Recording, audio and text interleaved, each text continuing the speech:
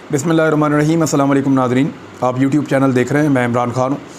साबिक़ वज़ीर-ए-आज़म पाकिस्तान इमरान ख़ान साहब से आज हमारी मुलाकात हुई है। कुछ और एंकर्स भी मौजूद थे। अरशद शरीफ साहब थे, समी इब्राहिम साहब थे और ख़ावर गुम्मन साहब थे, चौधरी ग़ुलाम हुसैन साहब थे और जमील फ़ारूकी साहब थे। वो फ़रिया इदरीस साहिबा थीं और कुछ और एंकर्स भी मौजूद थे। रहमान अज़हर भी आए थे बाद में और दीगर कुछ और सहाफ़ी, कईयों के नाम मुझे अभी याद नहीं है, लेकिन ज़्यादा लोग वहाँ पे उस मुलाकात में, राना मुबशर साहब थे, ये सब मौजूद थे वहाँ पे और उन्होंने कुछ बड़ी अहम बातें की हैं। वो बातें मैं आपके साथ शेयर कर लेता हूँ इस वीलॉग में तफसील के साथ। एक तो जो सबसे बड़ा सवाल था वो ये था कि इमरान ख़ान साहब उस दिन वहाँ पे बैठे क्यों नहीं। यानी 25 तारीख को वो निकले पेशावर से, 26 को वो पहुँचे इस्लामाबाद और सुबह बहुत बड़ी तादाद में लोग मौजूद थे। इसके बावजूद इमरान ख़ान साहब बैठे क्यों नहीं। बहुत सारे लोग ज़ख्मी थे, बहुत सारे लोगों को चोटें लगी हुई थीं, लोगों के इवन सर फटे हुए थे। इसके बावजूद वो पट्टियाँ करवा के वहीं पे उनके पास मौजूद थे। ऐसी सूरत हाल में जब लोगों ने इतनी कुर्बानियाँ दी तो इमरान ख़ान साहब ने वापस जाने का फ़ैसला क्यों किया। ये सवाल क्योंकि बार बार उठाया जा रहा है, तो वहाँ इमरान ख़ान साहब के सामने भी ये सवाल रखा गया। उनसे ये भी पूछा गया कि क्या आपकी कोई डील हो गई है या आप किसी से राब्ते में हैं। तो उन्होंने इसको डिनाई किया कि मेरी कोई डील नहीं हुई, मैंने किसी से रब्ता नहीं किया, मैंने फ़ैसला पाकिस्तान के मफाद में किया है। इमरान ख़ान साहब ने जो बातें हमसे शेयर की मैं आपको बता देता हूँ। नंबर 1 तो उन्होंने कहा कि मेरा मकसद इलेक्शन करवाना है इस मुल्क में, मेरा मकसद खून खराबा करवाना नहीं है। मैं इलेक्शन की डिमांड लेकर आ रहा था और एक पुरअमन एहतजाज करना चाह रहा था, लेकिन जो सलूक मेरे लोगों के साथ किया गया वो इंतहाई जाबराना सलूक है और हम खून खराबा नहीं चाहते थे। फिर साथ ही उन्होंने ये कहा कि हालात मज़ीद ख़राब होने वाले थे। एक तो उन्होंने ये असेसमेंट दी कि हमसे गलती हुई कि जब सुप्रीम कोर्ट ऑफ पाकिस्तान का फ़ैसला आया और ये अहकामात दिए गए कि हम आएंगे और हमें रुका नहीं जाएगा, रुकावटें हटा दी जाएंगी और तशद्दुद नहीं किया जाएगा। जब इस किस्म का ऑर्डर आया तो हम मुतमईन हो गए, हमें बहुत मुबारकबादें भी आईं। अब क्योंकि लॉन्ग मार्च में हम जिस जगह पे मौजूद थे वहाँ पे सिग्नल्स का बहुत इशू था और हमारे साथ राब्ते भी उस तरह नहीं हो पा रहे थे, तो हमें यही तस्वीर कशी हुई कि आगे हालात ठीक हैं। लेकिन जैसे जैसे हम आगे बढ़ते गए तो मुश्किलात बढ़ती गईं। सुप्रीम कोर्ट के अहकामात के बावजूद जो इम्पोर्टेड सरकार है उन्होंने अपने तमाम फाशिस्ट हथकंडे इस्तेमाल किए, बदतरीन तशद्दुद किया। इसमें इमरान ख़ान साहब ने कहा कि ज़िया-उल-हक़ के दौर में पाकिस्तान पीपल्स पार्टी के ख़िलाफ़ कुछ इस किस्म के वाक़यात हुए थे, जबकि मुशर्रफ के दौर में सिर्फ मुझे अकेले को जेल में डाला गया था। मुशर्रफ ने अपने पूरे दौर के अंदर कभी ऐसा नहीं किया, कभी इस लेवल का टॉर्चर नहीं किया। शरीफ ख़ानदान का यही तरीक़ाकार है। इन्होंने मॉडल टाउन में भी बंदे मार दिए थे। जब मैं अस्पताल मिलने गया तो 80 के करीब लोगों को गोलियां लगी थी। 14 लोग जो हैं वो दुनिया से चले गए थे। और फिर उन्होंने बताया कि किस तरह सरफराज नवाज़ को भी इन्होंने मारा, नजम सेठी को इन्होंने मारा और नजम सेठी की वाइफ जुगनू ने खुद, वो कहते हैं जी, मुझे बताया कि किस तरीके से उन पर टॉर्चर किया गया। उन्होंने कहा कि हम सुप्रीम कोर्ट ऑफ पाकिस्तान के ऑर्डर पर मुतमईन हो गए, हम समझे कि अब रास्ते खुल जाएंगे, एहतजाज का हक़ दिया जाएगा, गिरफ़्तारियाँ रुक जाएंगी और पुरतशद्दुद कार्रवाइयाँ जो पुलिस कर रही है वो बंद हो जाएंगी। लेकिन जिस वक्त हम पहुँचे, हम बहुत मुश्किल से पहुँचे, सारी रात तशद्दुद होता रहा, सारा दिन तशद्दुद होता रहा। पुलिस ने बदतरीन आंसू गैस फेंकी और उसके बाद उन्होंने कहा कि अगर हमने वहाँ जाके मैंने ये असेसमेंट की कि अगर मैंने धरना दिया तो राना सनाउल्लाह एंड कंपनी बाज तो नहीं आएंगे, ये तो दोबारा से जो इम्पोर्टेड सरकार के लोग हैं ये लोगों के ऊपर तशद्दुद करेंगे, टॉर्चर करेंगे, टीयर गैस फेंकेंगे और लोगों का सब्र जो है वो मार खा खा कर जवाब दे रहा था। लोगों ने इतना तशद्दुद बर्दाश्त किया कि वो डिप्रेशन में चले गए थे और ऐसे में लड़ाई बहुत बढ़ सकती थी और खून खराबा हो सकता था, क्योंकि हमारे साथ बहुत बड़ी तादाद पश्तूनों की थी और मना करने के बावजूद हमारी इन्फॉर्मेशन के मुताबिक कुछ लोगों के पास हथियार मौजूद हो सकते थे। पश्तून वैसे भी आपको पता है पिस्टल विस्टल तो अपने साथ रखते ही हैं नॉर्मली, अपनी गाड़ी के अंदर, हर एक की गाड़ी में होता है। यानी जितने पश्तून लोग हैं, आप किसी की भी गाड़ी रोकें तो ज़्यादातर के अंदर आपको दरवाजे के साथ एक पिस्टल पड़ा हुआ ज़रूर मिलता है आपको, और वो उसके ऊपर लाइसेंस लेते हैं, अपने साथ पिस्तौल रखते हैं, तो ये नॉर्मल है। लेकिन अगर किसी को आप मारते चले जाएँ, उनका सर फाड़ दें तो कोई दूसरा उठा के पिस्टल चला दे या कोई गोली चल जाए, तो इस तरह के वाक़या वहाँ पर होने का उन्होंने कहा बहुत अंदेशा था। आंसू गैस के ख़िलाफ़ लोगों ने रिटेलिएशन भी शुरू कर दी थी, तो हमें ये लग रहा था कि हालात ख़राब हो जाएंगे। इन्होंने वो रवैया किया जो अंग्रेज़ ने किया था यहाँ पे जलियांवाला बाग में, जैसे जनरल डायर ने लोगों को डराने के लिए कत्लेआम किया था। ऐसे ही इन्होंने ये सारा कुछ किया। इन्होंने पूरी कोशिश की कि डर फैलाएं, लेकिन हमारे लोगों ने बड़ी शानदार मुज़ाहमत का मुजाहरा किया। उन्होंने कहा कि जो गलत फैसले ये हुकूमत ले रही है और ये हुकूमत जिस तरह मईशत को तबाह कर रही है, इसका बोझ जो है वो एस्टेब्लिशमेंट के ऊपर भी चला जाएगा। 2 मरतबा इमरान खान साहब ने कहा कि ये फ़ौज को और इदारों को नुकसान पहुंचाएंगे और एस्टेब्लिशमेंट के ऊपर ये सारा बोझ जाएगा जो मईशत की बर्बादी हो रही है। यानी इन्होंने आते ही जैसे पेट्रोल महंगा कर दिया, जैसे डॉलर महंगा कर दिया, जैसे मईशत को तबाह कर दिया, इन चीज़ों का बोझ जो है वो पाकिस्तान की एस्टेब्लिशमेंट के ऊपर भी जाएगा और उनको इसके लिए ज़िम्मेदार ठहराया जाएगा। धांधली पे उन्होंने कहा कि 2018 में मुझे कम से कम 15 सीटें हरवाई गई हैं जानबूझकर, और ये सेंट्रल पंजाब की वो बात कर रहे थे। उसके बाद उन्होंने कहा कि अब ये FIA के बाद नैब को भी तब्दील कर देंगे। TT वाला जो केस है वो बड़ा ओपन एंड शट केस है। 16 अरब रुपए इनके नौकरों के अकाउंटों में आया और फिर इनके पास चला गया, इनके बीच में तकसीम हो गया। तो ये तो सबको पता है। 6 दिन के बाद इमरान खान साहब ने कहा कि मैं दोबारा कॉल दूंगा अपने लोगों को, 6 दिन के बाद फिर अनाउंसमेंट करूंगा कि मैं किस दिन इस्लामाबाद आ रहा हूं। मैंने अपने कारकुनों को तैयार रहने के लिए कह दिया है। हमारा एक पुरअमन मार्च होगा। हम बंदूक तो नहीं उठा सकते, सिर्फ एक अवामी तहरीक चला सकते हैं। हमारा कोई मिलिटेंट विंग नहीं है। हम रियासत की ताकत के ख़िलाफ़ एहतजाज तो कर सकते हैं, लेकिन हम डंडे उठाने के, बंदूक उठाने के या गुलेल उठाने के हक़ में नहीं हैं। दरख्तों को जलाकर इल्ज़ाम हमारे ऊपर डाल दिया गया। ये सारी चीज़ें इमरान खान साहब ने कही हैं। उन्होंने कहा हम पीर वाले दिन मंडे को सुप्रीम कोर्ट ऑफ पाकिस्तान में जाएंगे पटिशन लेकर, और वहाँ पे हम कहेंगे कि आपने मना किया था उनको कि रुकावटें हटा दें, आपने उन्हें कहा था कि मारना कुटना बंद कर दें, आपने उन्हें कहा था कि गिरफ्तारियाँ बंद कर दें, और हमें कहा था कि पुरअमन आके अपना जलसा करें। तो हमने अपना वादा पूरा किया, हमने सुप्रीम कोर्ट ऑफ पाकिस्तान का हुक्म माना, लेकिन इस फाशिस्ट हुकूमत ने सुप्रीम कोर्ट के अहकामात की खिलाफ वर्जी की। मैंने वहाँ पे उनसे सवाल पूछा कि खान साहब, सुप्रीम कोर्ट के अहकामात के बावजूद जो इस वक्त हुकूमत मौजूद है उन्होंने आपके लोगों पर तशद्दुद किया, इस बात की क्या गारंटी है कि आप दोबारा अपने लोगों को लेकर आएंगे और सुप्रीम कोर्ट का हुक्म उस वक्त ये हुकूमत मान लेगी? तो इमरान खान साहब ने कहा कि हालात बहुत तेज़ी से बदल रहे हैं, लोगों को नज़र आ रहा है।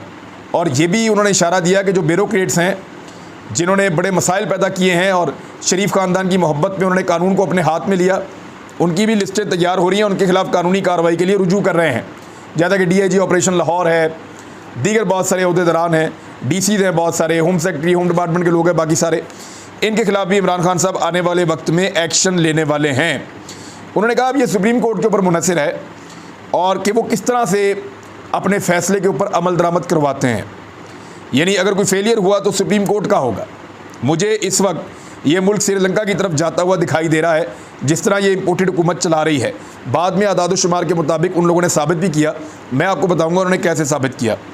उन्होंने कहा कि मैं साबित करना चाहता था कि रूस से डील, यानी हम जो डील कर रहे थे रशिया के साथ, और वो साबित भी हो गया कि अप्रैल के अंदर पाकिस्तान उनसे मुआहदा कर रहा था कि अप्रैल में हम उनसे तेल ले लेंगे रशिया से, और बाद में गंदम भी ले लेंगे रशिया से 30% सस्ता। यानी पुतिन जो है पाकिस्तान से ताल्लुकात बनाने के लिए पाकिस्तान को 30% सस्ता तेल और गंदम दे रहा था, जबकि इंडिया को यही चीज़ें वो 20% सस्ता दे रहा था। इंडिया से भी पाकिस्तान को 10% ज़्यादा की फेवर दे रहा था, ये हमें बताया गया। लेकिन इंडिया ने अपने मुल्क में पेट्रोलियम मसनूआत को इसलिए सस्ता कर दिया कि उन्होंने रूस से 20% सस्ता पेट्रोल हासिल किया है। पाकिस्तान ये करने वाला था, पाकिस्तान की इम्पोर्टेड सरकार इसको डिनाई करती रही है बार बार, लेकिन आज वज़ारत ख़ारजा ने इसकी तस्दीक कर दी है, ये कहते हुए कि बिल्कुल ख़तो किताबत हुई थी और पाकिस्तान रशिया समेत दीगर जगहों पे भी गंदम और तेल की ख़रीदारी के लिए राब्ते कर रहा था और पाकिस्तान की बातचीत आगे बढ़ रही थी। इस पर हमाद साहब ने जो डॉक्यूमेंट है वो भी शेयर कर दिए हैं ट्वीट करते हुए, और उसमें बता दिया है कि क्या चल रहा था। वैसे हमाद का अकाउंट हैक किया गया है, उस पर ट्विटर को लोग रिक्वेस्ट कर रहे हैं ताकि उनका अकाउंट जो है वो वापस उनको मिल जाए।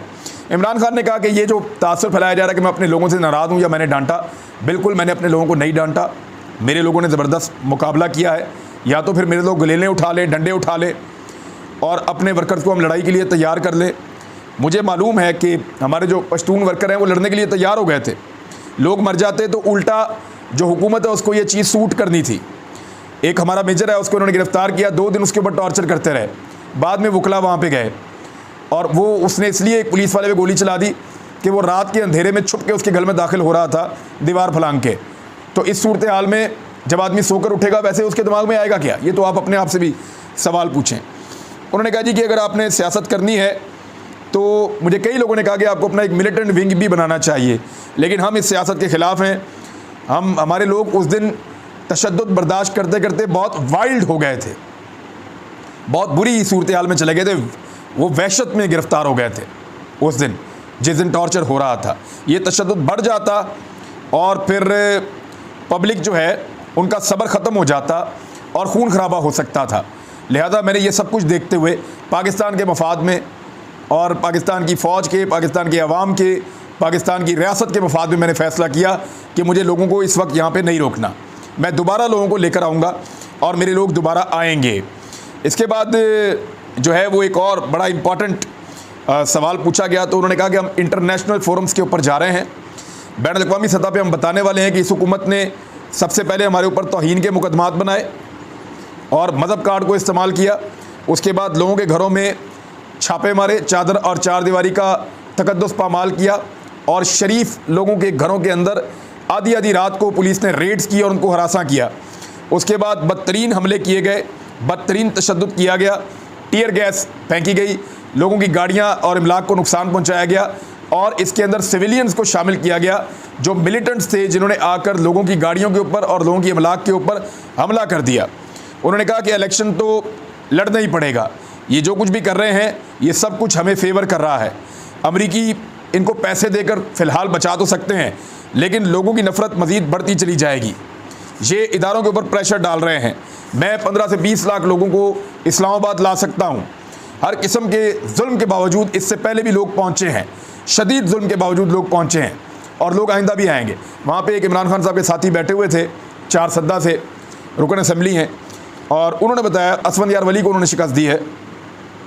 उन्होंने बताया कि उन्होंने अपने लोगों के आगे हाथ जोड़े क्योंकि हज़ारों की तादाद में लोग हथियार बंद होकर लॉन्ग मार्च के साथ जाना चाहते थे, लेकिन उन्होंने कहा, मैंने हाथ जोड़कर उन्होंने कहा कि कोई भी अपने साथ हथियार नहीं लेकर जाएगा, सूरत हाल कितनी भी ख़राब हो, हम डंडे खा लेंगे लेकिन हमने हथियार नहीं चलाने क्योंकि सामने रियासत है। तो इस तरह की सूरत हाल पैदा हो गई थी। इमरान खान साहब इसको बहुत अच्छे तरीके से जानते थे, लेकिन इमरान खान साहब ने गिला किया कि वहाँ पे मुझे कुछ लोगों ने वीडियोस भेजी जिसमें रेंजर्स वाले हमें मार रहे हैं और लोगों ने हमसे ये सवाल उठाया कि ये तो न्यूट्रल थे, अगर ये न्यूट्रल थे तो फिर ये हमें क्यों मार रहे हैं। तो इस पे उन्होंने कहा कि काफ़ी तकलीफ़ हुई। और साथ ही इमरान खान साहब ने कहा कि वकला के हवाले से हमें हामिद खान के जाने के बाद, क्योंकि जहांगीर तरीन से उनका पड्डा था, वो चले गए, उनके जाने के बाद वकला सोसाइटी के अंदर में काफ़ी डेंट पड़ा।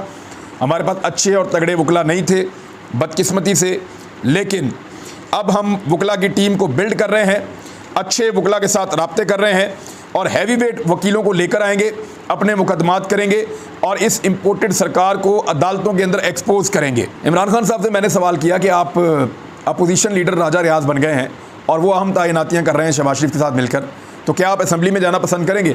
तो उन्होंने कहा, अगर इस असम्बली के अंदर हम जाएंगे और शहबाज शरीफ के साथ बातचीत करेंगे तो इसका मतलब है कि हमने अमरीकी साजिश के सामने सर झुका लिया है। तो अमरीकी साजिश के सामने हम सर नहीं झुकाएंगे। 18 फरवरी को इनके खिलाफ फ़र्द जुर्म आयद होनी थी शहबाज शरीफ पर, आज फिर फ़र्द जुर्म आयद नहीं हुई, यानी एयरवे के ऊपर ये खबर चल रही थी कि उनकी वल्दियत का सही तरह नहीं लिखा हुआ। भाई सलमान शहबाज शहबाज शरीफ का बेटा, सारी दुनिया को पता है। फिर सलमान शहबाज का एड्रेस नहीं है, कुछ इस तरह की बातें भी आईं। तो ये बड़ा अफसोसनाक है कि एक मरतबा फिर फ़र्द जुर्म आयद नहीं हो सकी। इमरान खान साहब ने यहाँ पे फ़ौज का जो नुकसान है उस हवाले से बात की। उन्होंने कहा जी कि न्यूट्रल को सबसे ज़्यादा असर पड़ेगा इस सूरत हाल के ऊपर। अगर ये कौम फाइनेंशियली तबाह होती है तो दुश्मन को ज़्यादा फ़ायदा होगा और ज़्यादा फ़ायदा उनका इस बात पे होगा कि पाकिस्तान की फ़ौज को खुदा न खास्ता नुकसान हो जाएगा, पाकिस्तान की सिक्योरिटी कंप्रोमाइज़ होगी, जो हम बिल्कुल नहीं चाहते।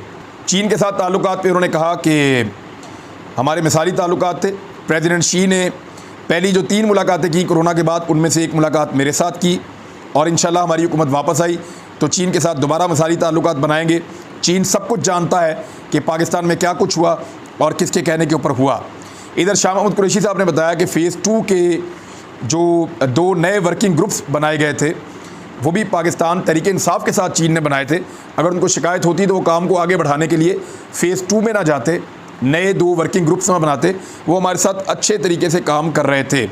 शाह महमूद कुरैशी ने एक और चैलेंज किया कि अयाज सादिक ने, एहसन इकबाल ने और मलिक अहमद ख़ान ने ये हलफ देकर कहें कि क्या इन्होंने मुझे नहीं कहा कि नवाज शरीफ से लेकर नीचे तक हम सब असम्बलियाँ तहलील करने पर तैयार हो गए हैं 19 जून को असम्बलियाँ तहलील कर देंगे, 5 अक्टूबर को इलेक्शन की तारीख दे देंगे। असद महमूद जो फजलुर रहमान पार्टी के वो भी मान गए थे, फैसल सब्जवारी MQM वाले वो भी मान गए थे, सिर्फ पाकिस्तान पीपल्स पार्टी एक रुकावट थी। तो उन्होंने कहा कि यूसुफ रज़ा गिलानी और जो राजा परवेज़ अशरफ है पीपल्स पार्टी वाले वो नहीं मान रहे थे और वो एक दूसरे पर डाल रहे हैं। एक्चुअली इस वक्त पाकिस्तान तहरीक इंसाफ के ख़िलाफ़ इलेक्शन लड़ने की हिम्मत नहीं कर पा रहे। इधर जो बड़ी इंपॉर्टेंट चीज़ें हैं वो एक तो चौधरी गुलाम हुसैन साहब ने बड़ी अहम बात बताई। उन्होंने कहा कि आर्मी चीफ़ ने चौधरी गुलाम हुसैन साहब को ये बताया और उन्होंने हल्फन ये बात की कि आर्मी चीफ़ ने जनरल कमर जावेद बाजवा ने चौधरी गुलाम हुसैन साहब को, जो एक जर्नलिस्ट हैं, उनको ये खुद बताया कि जो CPEC की पहली सरमायाकारी आई थी उसमें से जो 19 अरब डॉलर्स आए थे उनमें से 9 अरब डॉलर्स जो हैं वो नून लीग की हुकूमत खा गई थी। मैं आपको फिर बताऊं, चौधरी गुलाम हुसैन जो एक जर्नलिस्ट हैं, उन्होंने कहा कि जनरल कमर जावेद बाजवा साहब ने उनको ये बताया और हल्फन उन्होंने बताया कि CPEC की जो पहली सरमायाकारी आई थी 19 अरब डॉलर की, उसमें से 9 अरब डॉलर नून लीग की हुकूमत खा गई थी। और इसके बाद फिर इमरान खान साहब ने बताया कि 20 अरब डॉलर के प्लांट में से 5 अरब डॉलर सीधा इनकी जेब में गया था। और अयूब खान के बाद पहली मरतबा ऐसा हुआ, इमरान खान साहब ने कहा कि पाकिस्तान की इंडस्ट्री की ज़बरदस्त ग्रोथ हो रही थी। अब इसमें कुछ चीज़ें मैं बताता हूँ जो वहाँ पे ऐड की गई। हमाद अज़हर मौजूद थे, तो ये टेक्निकल चीज़ें हैं लेकिन आपको जानना ज़रूरी है। उन्होंने बताया कि यूरो बॉन्ड का रेट इमरान खान साहब के दौरे हुकूमत में 6% पर था, इस वक्त 30% पे पहुँच गया है। 6% से 30% पे पहुँच गया है। ये अलार्मिंग है, पाकिस्तान दिवालिया हो सकता है। श्रीलंका में 8% से 45% पर पहुँचा था तो श्रीलंका डिफ़ॉल्ट कर गया था। फिर उन्होंने बताया कि पाकिस्तान तहरीक इंसाफ के दौरे हुकूमत में फ़ी दिन जो रुपए की कदर कम हुई डॉलर के मुकाबले में वो 3 पैसे से 4 पैसे के दरमियान है। यानी पाकिस्तान तहरीक इंसाफ ने जितने दिन पाकिस्तान पे हुकूमत की और डॉलर की कीमत जितनी बढ़ी, उसको अगर आप डिवाइड कर दें दिनों के ऊपर, तो एक दिन में पाकिस्तान तहरीक इंसाफ की हुकूमत के एक दिन में जो डॉलर की प्राइस बढ़ी है वो 3 से 4 पैसे बढ़ी है। अब आ जाएँ शहबाज शरीफ। शहबाज शरीफ साहब के दौरे हुकूमत में पहले 45 दिनों के अंदर जो डॉलर और रुपए की कदर में फ़र्क आया है वो एक दिन में 50 पैसे का आया है। 10 गुना से भी ज़्यादा फ़र्क पड़ा है। जितनी तेज़ी से डॉलर की कीमत बढ़ रही थी इमरान खान के दौर में, उससे 10 गुना तेज़ी से डॉलर की कीमत बढ़ रही है शहबाज शरीफ के दौर में। इमरान खान के दौर में 3 से 4 पैसे का इजाफा होता था रोज़ाना। शहबाज शरीफ के दौर में 50 पैसे का इजाफा होता है कम से कम रोज़ाना। शरह सूद को ये पहली मरतबा इतना ऊपर ले गए हैं 2009 के बाद और आने वाले दिनों में 20% तक जा सकता है। अगर ये हुकूमत 1 महीना और रह गई तो पाकिस्तान की मईशत पूरी तरह तबाह बर्बाद हो जाएगी। सिर्फ एक ही सूरत है कि आप इंतखाबात में जाएं ताकि लोगों का कॉन्फिडेंस बिल्ड हो, लोग अपनी सरमायाकारी निकालें और पैसा मार्केट में आए, वरना पाकिस्तान बहुत बुरी तरह डैमेज हो जाएगा। इलेक्शन अनाउंस करने के अलावा और कोई चारा नहीं है। तो ये सारी चीज़ें हैं जो सहाफ़ियों के साथ मुलाकात में इमरान खान साहब ने खुल के बताई। मैंने आपके साथ शेयर कर दी। अब तक के लिए इतने, अपना ख्याल रखिएगा, अपने इस चैनल का भी। अल्लाह हाफ़िज़।